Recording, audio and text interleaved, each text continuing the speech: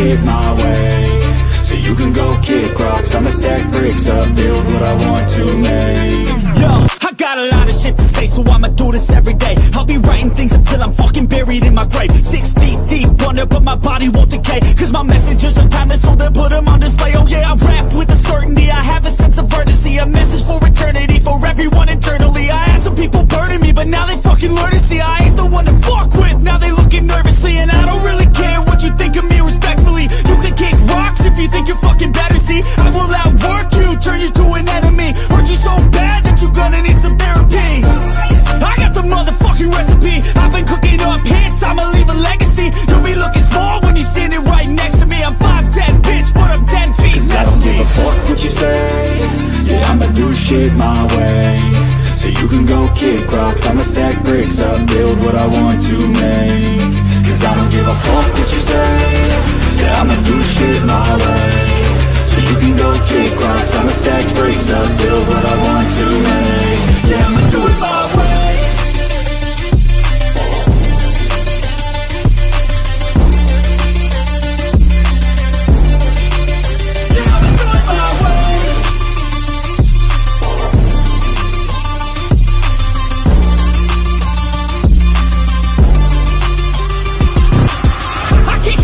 Coming out with a statement, you really changed, man, all your music and arrangement. You don't know shit, shut your mouth, you can save it. I'm the same dude that got his come up from the basement. 100 songs, 100 weeks, didn't change it. Experiments, development, intelligence, and patience. I'll do it all again, cause I never feel complacent. Let's keep the good vibes, positivity's contagious. I'm never looking back, cause I made a life that's passionate. A college graduate suppressing all his talents, yeah. He found a way to go and change, become an advocate for taking control of your life, go out and battle. And you think you have a dream, then act on it, get after it, get out your head and fucking capture it. You got one life to master it, don't give up on your future. We all start losers, we're all late bloomers, gotta struggle through the sewer. What you say, yeah, I'ma do shit my way, so you can go kick rocks. I'ma stack bricks up, build what I want to make. Cause I don't give a fuck what you say, yeah, I'ma do shit my way. What's up, guys? It's good to see y'all today. It's good to see y'all. Let me do the pledge and I'll come in and say the hellos to everybody. Here we go, guys.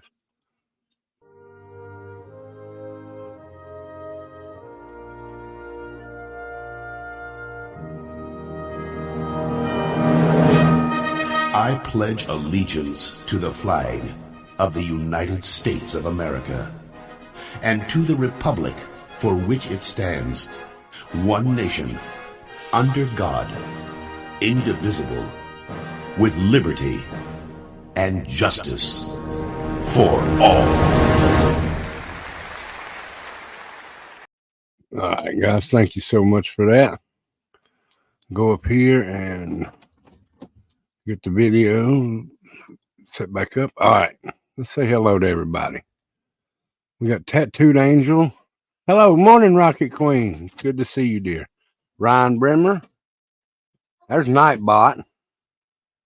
Can't stay long. I'm going to prayers to you then, Rocket Honey. Drive safe and be careful. Sky Angel. Kiki. Summer Thunder. I did answer your request on Facebook.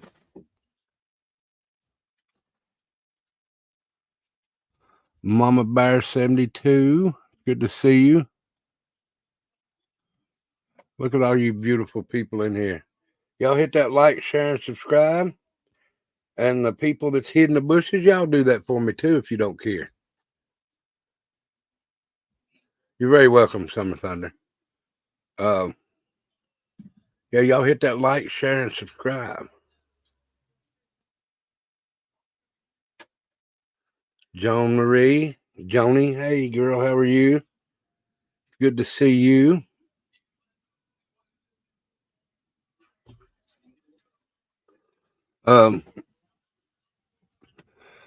So the story we're going to do today is about the unaliving of Kelly Ann Bates. And hippie grandma just rolled out of the bushes. Kelly Ann Bates was a English teenager who was unalived in Manchester, England at the age of 17. Oh. Was Hippie Grandma in the Bushes with JLR?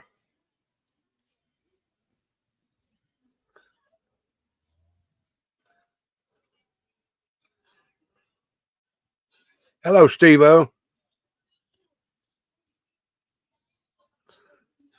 You was gardening? Oh, yeah, I got bushes.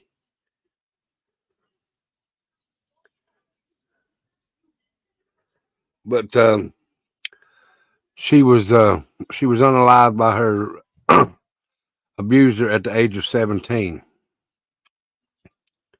So let's go ahead and bring this up.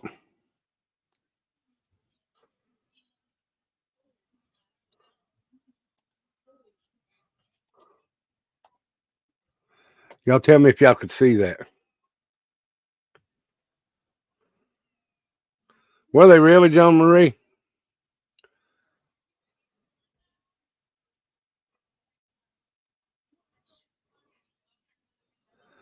Oh, I'm sorry to hear that, Mama Bear. Y'all please throw some prayer hands up for Mama Bear, her and her family. Her niece passed away Saturday, and they're going to lay her to rest on Thursday. So prayers to you, Mama Bear.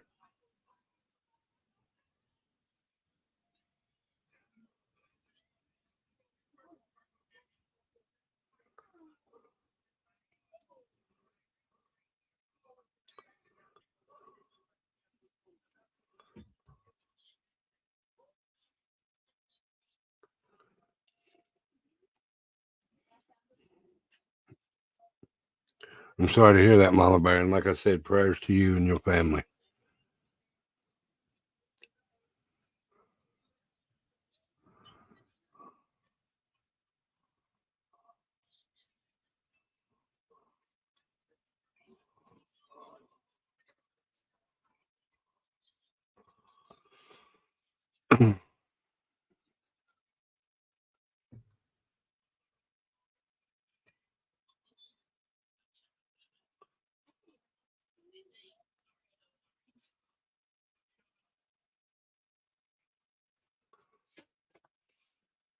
All right. Y'all hit that like, share, and subscribe.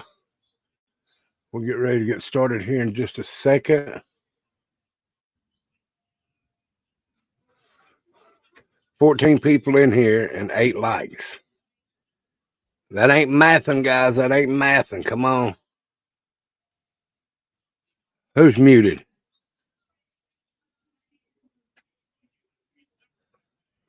Am I muted?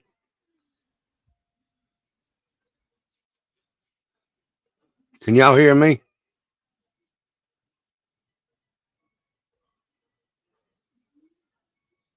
Put a 1 in chat if y'all can hear me.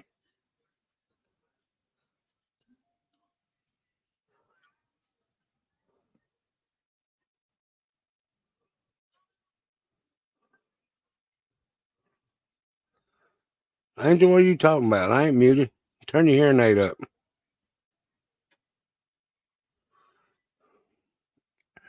All right, guys, let's go.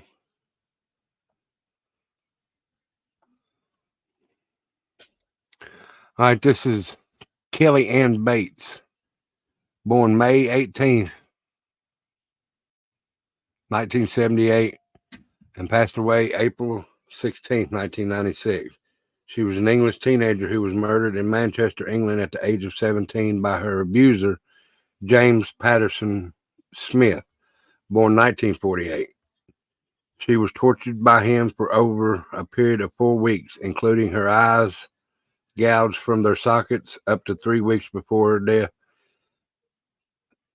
before being drowned in a bathtub. Trigger warning, guys. Trigger warning. The murder inquiry was headed by Detective Sergeant Joseph Monaghan of Greater Manchester Police, who said, "I've been in the police force for 15 years, and have never seen a case as horrific as this. William Lauer, the pathologist who examined Bates's body, described her injuries as the worst he had seen on a murder victim. Smith, who had a history of violence and torture against former sexual partners, denied murdering Bates but was convicted and sentenced to life imprisonment on November 19, 1997.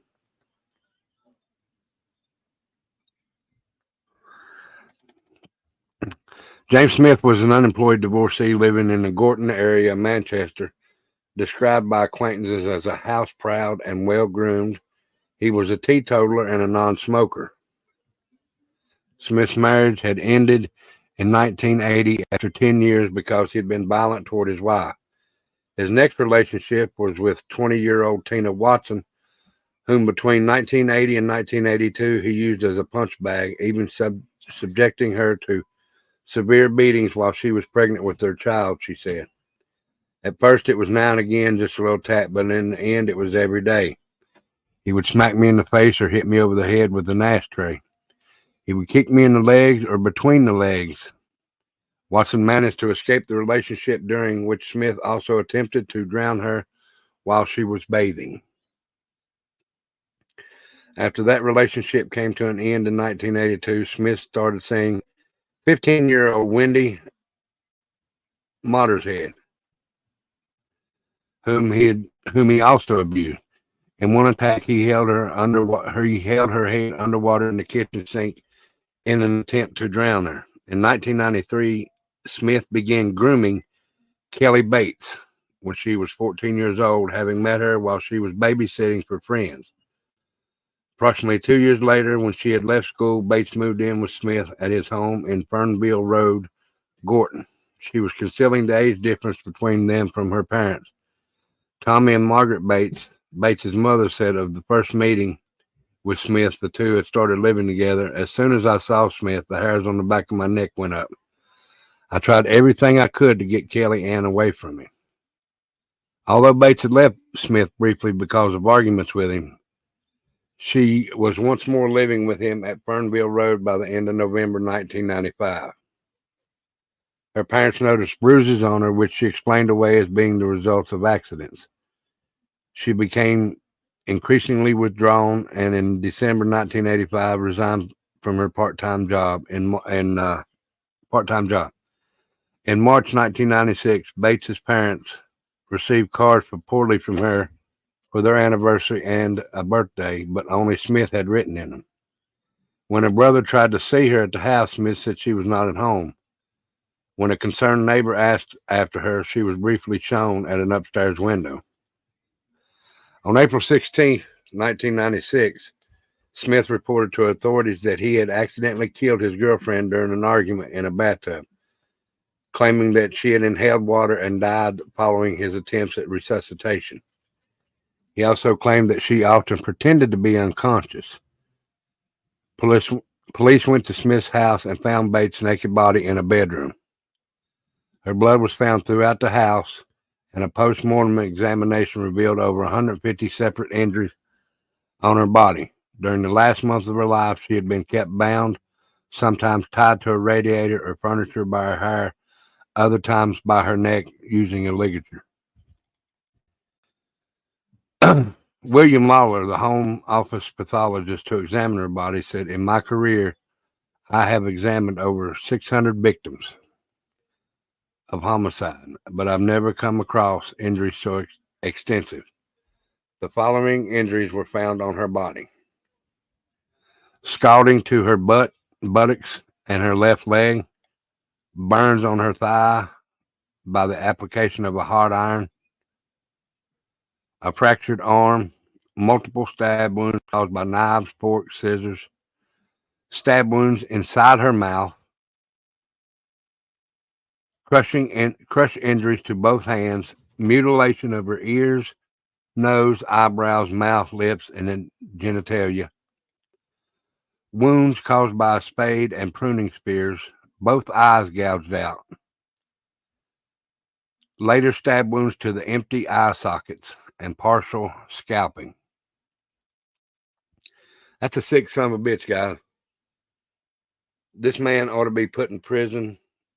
No, he should have got the death penalty. I don't know how it is in England, but he should get the death penalty. Hey, Laney, it's good to see you.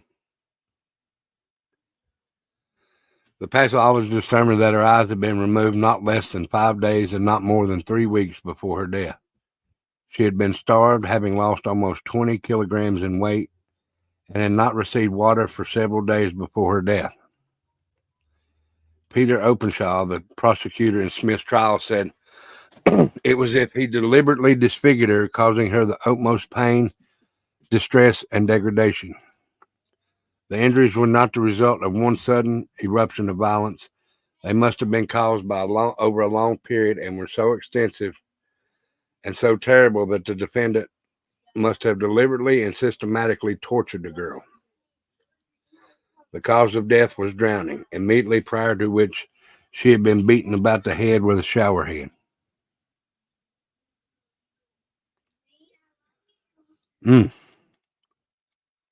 Smith denied the murder and claimed Bates would put me through hell winding me up. He also claimed that Bates had taunted him about his dead mother and had a bad habit of hurting herself to make it look worse on me. When asked to explain why he had blinded, stabbed, and battered Bates, he said she had dared him to do it, challenging him to do her harm.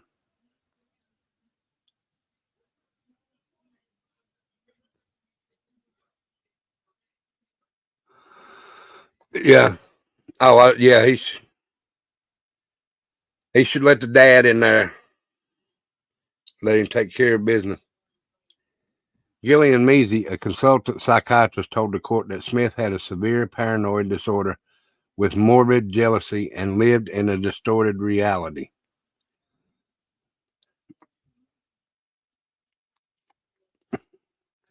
The jury at Manchester Crown Court took 1 hour to find 40-year-old Smith guilty of Bates's murder, sentencing him to life imprisonment.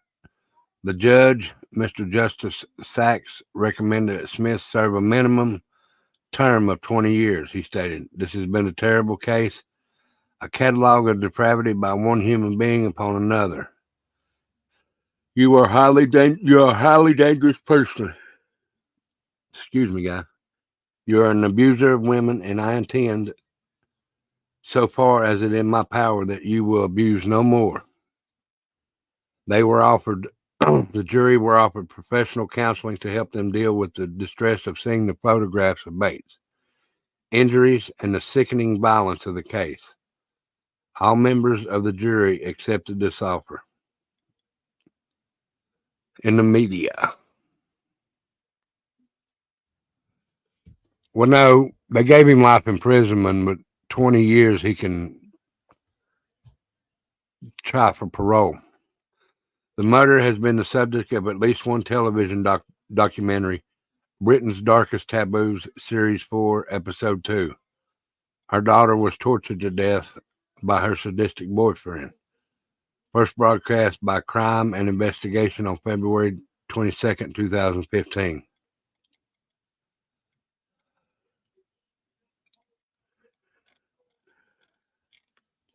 Let's see.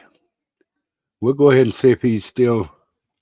His name was James Patterson Smith.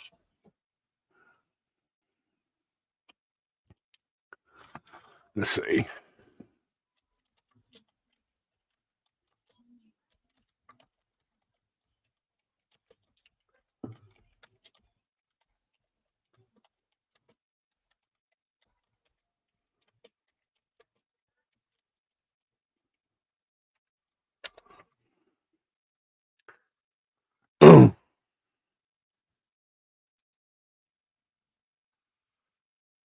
January 16th, 2023. Exclusive murderer jailed for life in 19.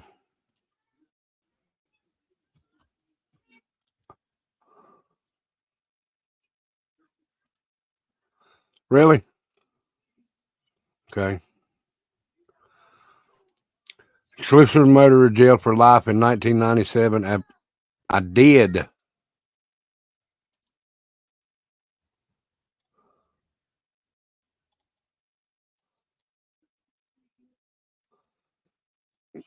Piss on that, guys. I'm going to go see if I can find it somewhere else.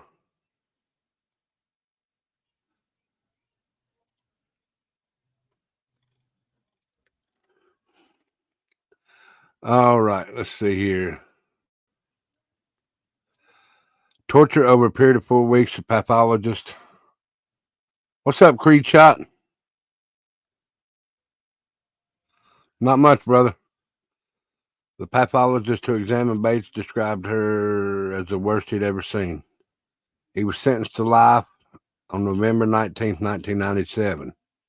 He's got to serve a minimum of 20 years. Let's see. I'd like to see if he's still in there.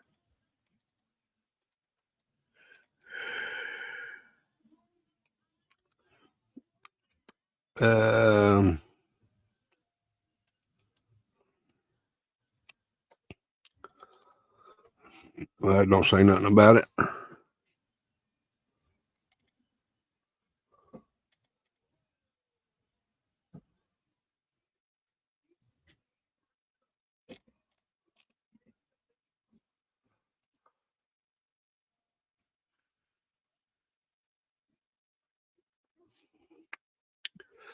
Recently had his first parole hearing. The board declined to make any changes to his confinement at this time. I'm trying to update the Wikipedia article about this information. However, the only public source regarding details of parole hearing and decision is the Daily Mail, which is apparently not a credible enough source for Wikipedia. The parole board was kind enough to provide me with a summary of the hearing and decision. I emailed it to my favorite murderer folks, but I'm wondering if there's anywhere else that might like to know as well. I've noticed some public confusion about whether this man has been released when in fact he is simply eligible for parole hearings. To counter this confusion, I'd like to update Wikipedia, but the available public sources of the information are not adequate as it seems. So I'm assuming he's still in there, but he's able to have parole hearings now. And if you get parole hearings, that don't mean that they're going to give it straight to you right then and there.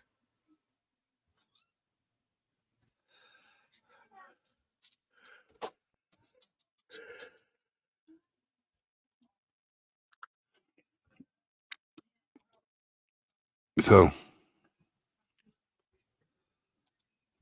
but torture that girl that bad for that long. Gouged her eyes out. Cut the inside of her eyes. Stabbed the inside of her mouth.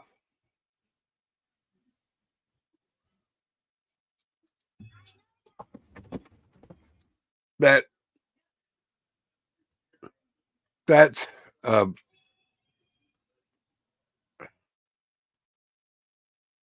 shouldn't be. They should never see the light of day. Yes, thank you. We're gonna go read about that. Let me find that. Thank you. I think it was Kiki and Lily or Summer Thunder and Hippie Grandma. So whoever showed it, besides Hippie Grandma, thank you for that. I do want to go find that.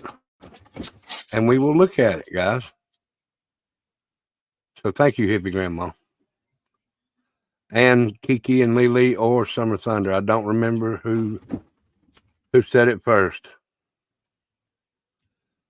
But we will go look for it. Let's see.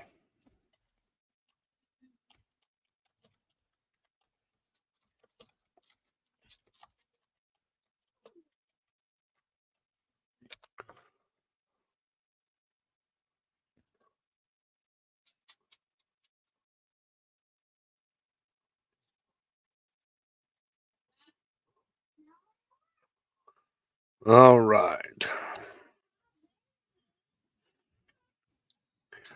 All right, let me bring this up. This is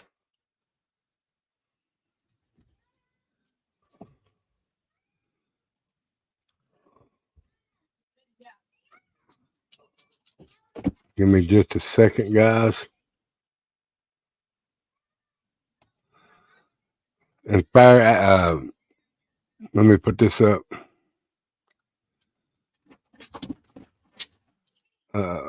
Fair use of this.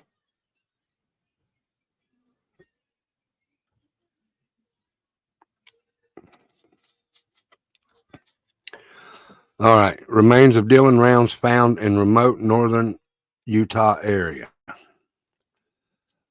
Box Elder County, Utah. Authorities in Box Elder County say they believe that they found the remains of Dylan Rounds, a young man who went missing nearly 2 years ago. Rounds was 19 years old when he went missing in 2022. He was last seen over Memorial Day weekend in Monticello, Nevada, 30 miles west of his home in the small town of Lucin, Utah. His family said he had moved there from Idaho to start his own farm. The Box Elder County Sheriffs announced Tuesday that they recovered skeletal remains in a remote area in or near Lucin.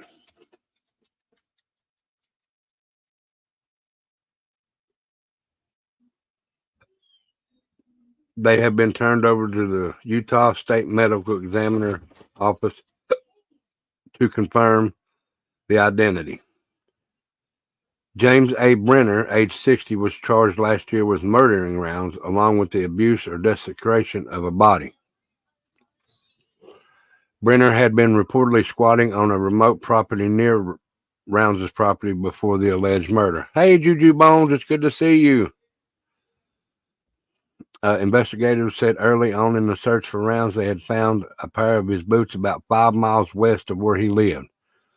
Charging documents filed last year added some insight, saying Rounds' blood was found on the boots along with Brenner's DNA. Investigators also obtained Rounds' mobile phone records, which showed him in the area where Brenner was squatting. The last signal from Rounds' phone was at the pond nearby, and his phone was eventually found in the pond. On Rounds' recovered phone, investigators found a time-lapse video showing Brenner cleaning a gun with blood stain on his arms and his shirt.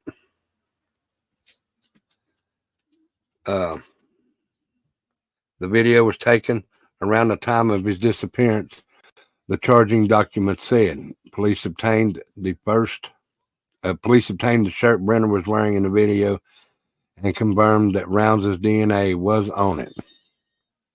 Investigators said in 2023 that they interviewed Brenner, and he made several claims that corroborated facts, forensic evidence, in addition to making numerous demonstrable false statements. East Idaho News reported Tuesday that, according to Rounds' family, Brenner led authorities to where he was buried as part of a plea agreement. Officials have not yet confirmed this publicly. The sheriff's office wrote, "Our hearts go out to the family of Dylan Rounds. We offer our sincerest condolences for the loss of their family member. We understand that the pain of their loss is immeasurable, and we want to express our deepest sympathies to them. It is our hope that they can find peace moving forward. We would like to express our gratitude to our deputies, detectives, volunteers, and other Box Elder employees who have worked tirelessly investigating and assisting in the many search efforts during the past 23 months. We highly appreciate their diligent efforts, unwavering dedication, and commitment, and we extend our genuine thanks to them for their hard work. We are grateful to everyone who assisted and supported the investigation and search efforts on this exceptionally challenging case. The dedication and collaboration of those involved have been absolutely remarkable, and the invaluable aid provided to the Box Elder County Sheriff's Office has been instrumental in the success of this investigation. Well, rest in peace, Dylan Rounds, and I hope that your killer gets everything that he deserves. Hey, Bambi, it's good to see you. Hope you're feeling well, dear. Hey, Selena, how are you? Now, this Dylan Rounds, this ain't the young boy that they found his Jeep wrecked in the desert, is it? And they couldn't find his body. Is that his, or is that another story? the Jeep was wrecked and they found glass, but they never could find the body. Is that this story here? No, that's not. Okay.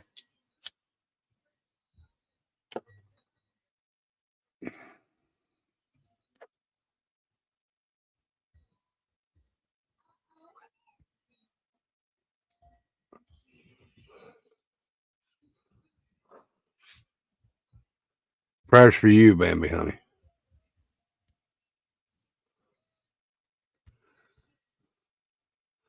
Well, who's that story? The one where the vehicle was found in the desert in the little cul-de-sac.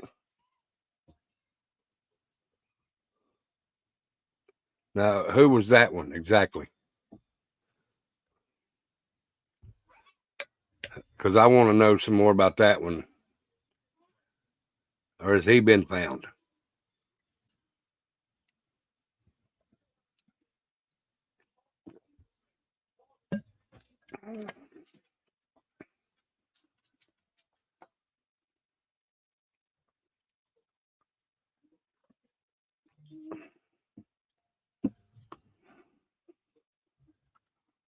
Robinson?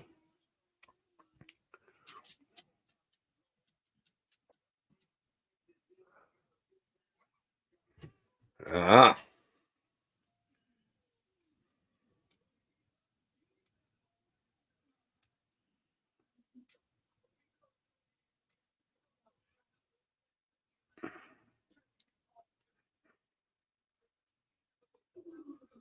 I didn't think he was found yet. I didn't know for sure, though. That's why I was asking. But he was a young boy, too, though, wasn't he?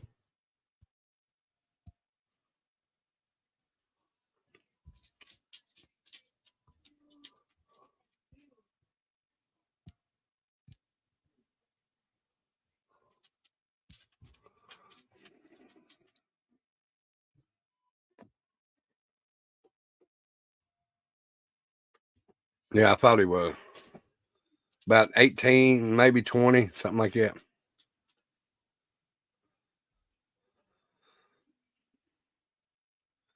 I want to know, and when they come out, I will keep y'all updated on the remains found in Kingsport also. I did post a thing on my community wall about it, and I will do some kind of, I don't know if I'll do a live about it or if I'll just post it on my community wall, but I will keep y'all updated about the remains that were found in Kingsport.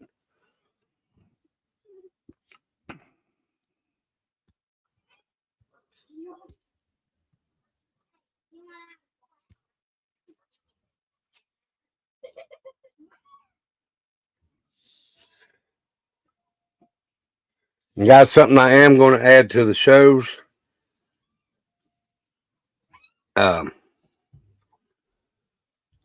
I know what I wanted to show you. Let me find it here.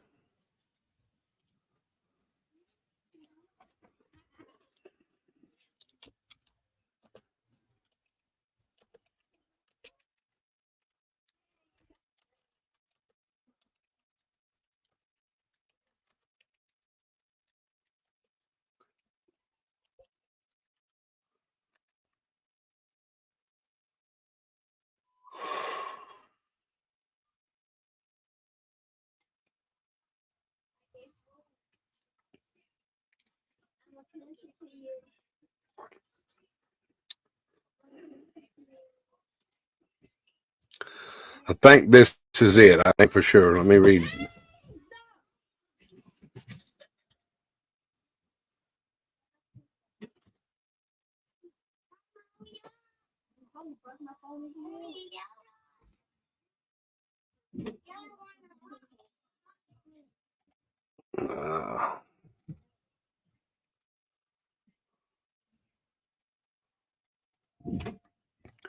No, I don't think that one's it.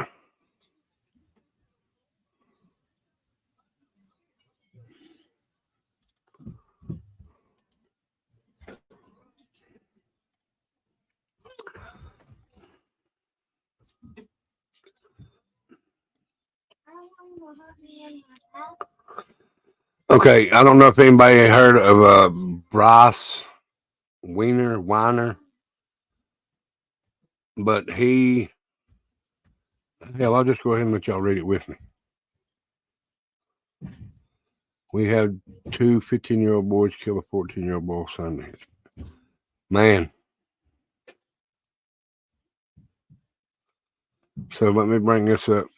Good night, hippie grandma. I hope you get to feeling better.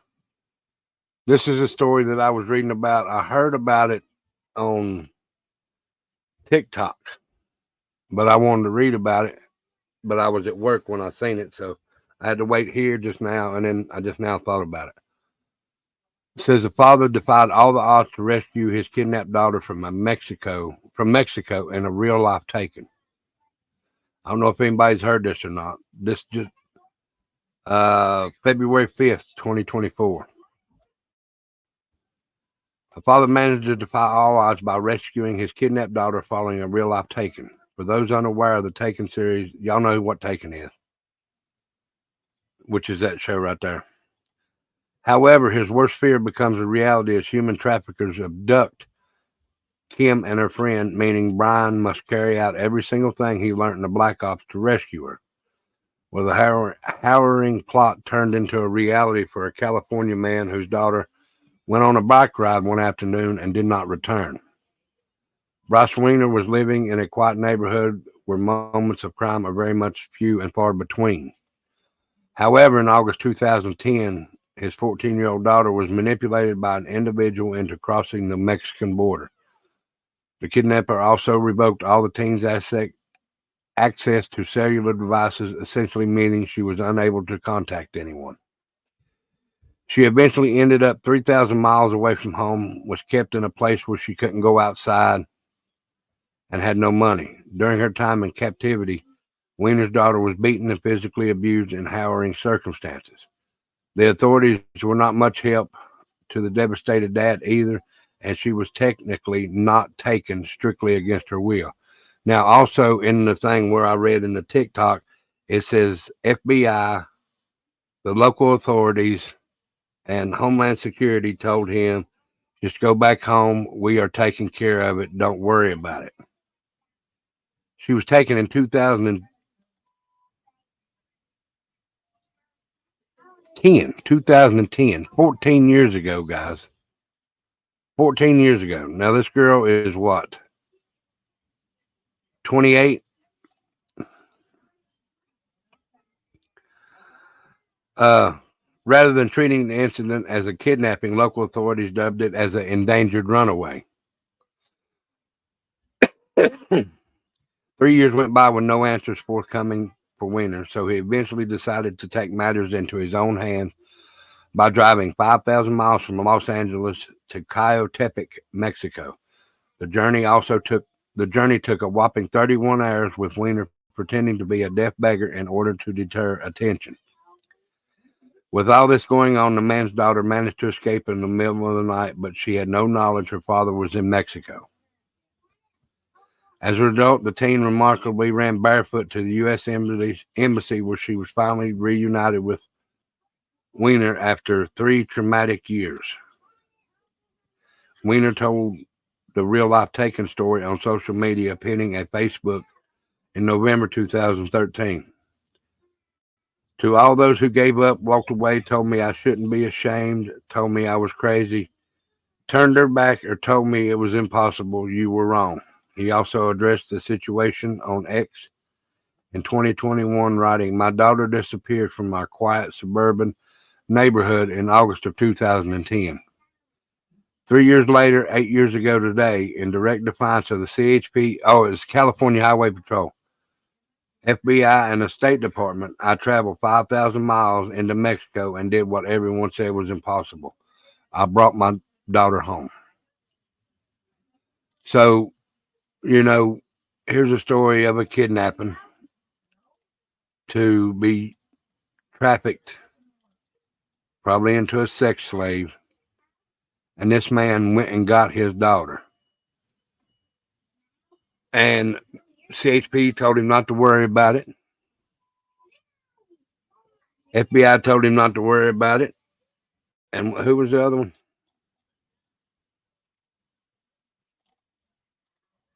State Department told him not to worry about it. So this man right here, and this is good news, even though it's been a couple years since it's happened, but this is good news that he goes and gets his doctor. So this man right here tells the State Department, California Highway Patrol, and the FBI, fuck you, I'm going to get my daughter. And that's exactly what he done. I'm proud of this gentleman. Very proud of this gentleman. There should be more dads out there like this. This man right here needs to meet Don and Candace. This man right here needs to meet Don and Candace. This man right here needs to meet Roger's mom and whatever that piece of shit is she lives with. This man right here needs to talk about what it takes. He needs to be a speaker. He needs to tell everybody what it takes to be a real dad and go get your kids. Find your kids. Search for your kids.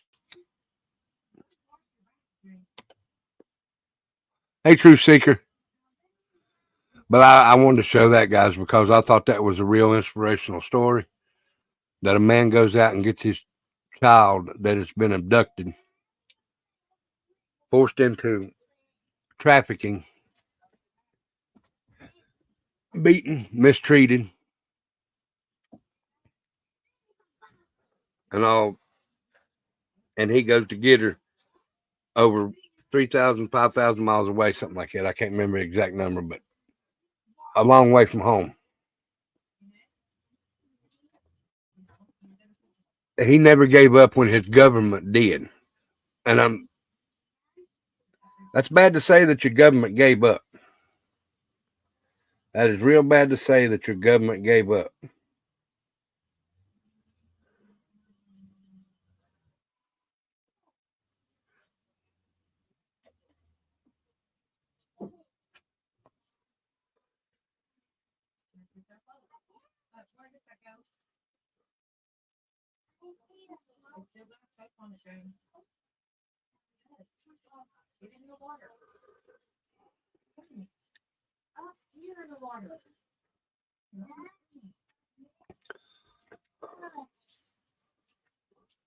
So what I was going to say a while ago is I'm going to put a new Ghost Eagle. I agree with you 100%. There is no place on earth, no place safe for anybody that takes my children or harms my children. And I'll say this, if whoever took my children or done any harm to my children, if they were in prison, don't think that I would not do a crime to get into where they're at.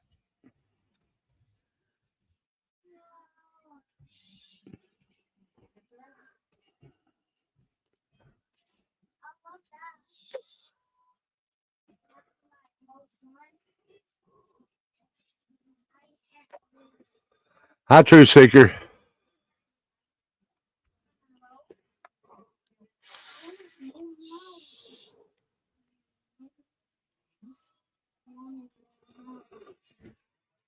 Y'all be sure to come in and hit that like, that share, and that subscribe for me if you don't care.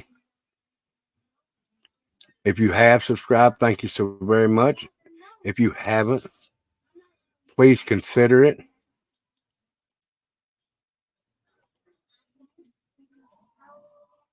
Wow. I'm giving up, guys.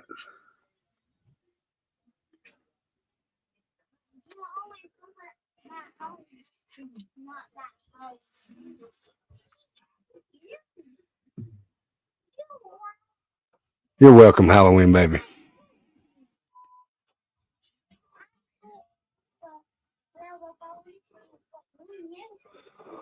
All right, guys, I'm getting ready to jump off here. These are just my short stories I do during the week. And then the weekend is the one where we play music over on White Trash Family. This week is Men in Rock and Roll. It's Friday night. Don't forget to send your song in by Thursday, midnight Eastern Standard Time. Saturday, the concert is the Beatles.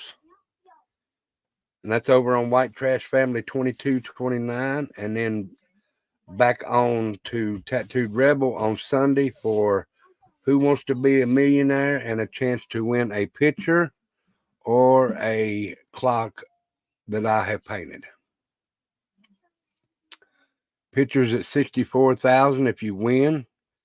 The clock is at if you win the million and get it. So share this out to everybody. Let them know. And y'all come over and join me on Sunday and see if you can win a clock. Y'all come over and join me on Friday and Saturday to see if you can or to see if you can hear some of the music that you like.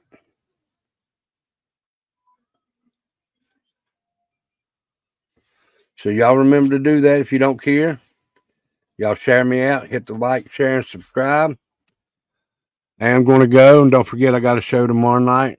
That show is... what is it? Thank you, Summer Thunder. That show is Amora Bain Carson. Toddler's exorcism turns deadly. So don't forget that. But y'all have a good night. If I get bored again, I might play the game again tonight. Y'all can come over and we'll do like I did last night. Y'all just be looking for it, all right? I won't put out no live. It'll just come straight on. So much love and respect to each and every one of you. Thank you for being here. If you enjoyed the show, thank you, Joni. Love, and I like that freebies last night. I did see that. I like that, Joni. But if you like the show tonight and you'd care to make a donation to the channel, you can in the Cash App or the PayPal. That is not required, but it would be very, very much appreciated, but not required. The only requirement I ask you to do is come in, have a good time, enjoy the story, and enjoy the friends and family that are here. So y'all have a good night. Y'all stay out of trouble. We will see you tomorrow night. Y'all be good, stay safe, and we don't say bye over here. We say see you because we'd love to see you again. All right, so we will see you tomorrow night. Much love and respect, as always. Y'all be good, stay safe. See you.